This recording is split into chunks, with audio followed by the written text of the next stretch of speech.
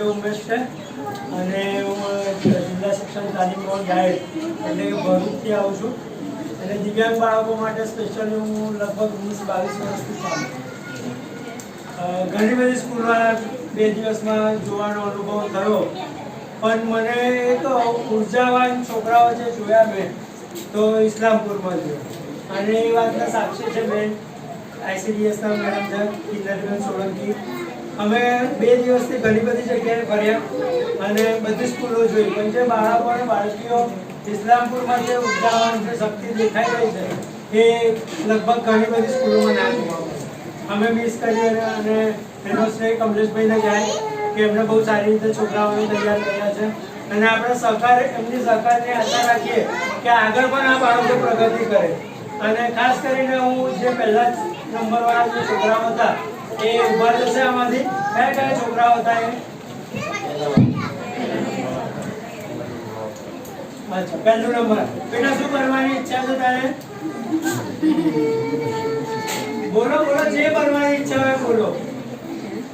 જેવું બોલશો એવું બનાશે બોલો શું બનવું છે હા શિક્ષક બન બેટા તું ડોક્ટર અરે વાહ બેટા તારે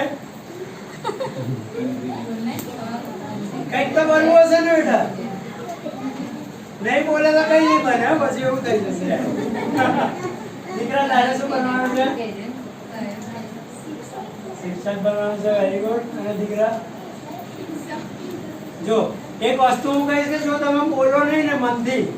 તો પછી અટકી પડીશ મારી ભત્રીજી હતી 9મા ધોરણથી એને ડોક્ટર બનવું એ સવારે ઉઠે ને તો એની બાજુ ચોપડા પડ્યા ઉઠીને 5 વાગે ઉઠે તો 5 વાગે વાંચવા બેસી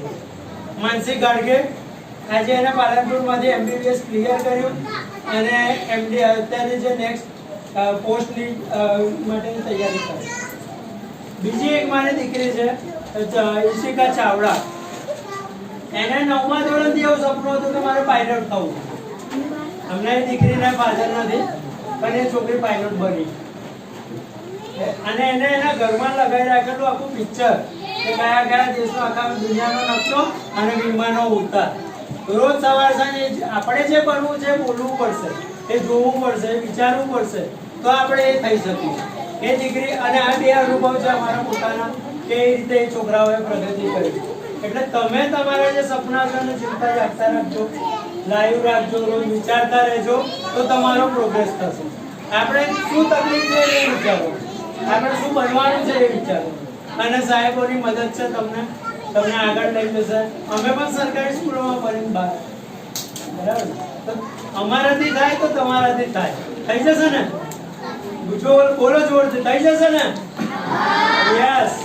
અને એવી રીતે જ આ જે બાળકો આજે આપણે શાળા પ્રવેશ અપાવ્યો છે એ બાળકોના પણ સપના આપણે જીવંત રાખીએ બરાબર કેટલીક વાર આપણે સરકારી તકલીફો એવી હોય ને કે બાળકોના સપના આપણે રોડાઈ જાય એ ના થવું જોઈએ કે બાળકોના સપના હર હંમેશ જાગૃત રહે એ આપણે વાલીઓની પણ જવાબદારી છે અને એક્ઝેક્ટ જેવું વિચારશે બાળકો એવું એમનો પ્રોગ્રેસ થશે પણ પહેલા બાળકોની સાથે સાથે અત્યારે આપણે એમને એ વાતાવરણ પૂરું પાડવાનું છે આપણા ઘરના જે સંસ્કારો હશે સમાજની સંસ્કૃતિ છે અને ટેકનોલોજી આ બધું ભેગું થઈને બાળકોના સપના સાકાર થશે બધું કઈ નહીં બોલતા મારું વાણીને વિરામ આપું છું આભાર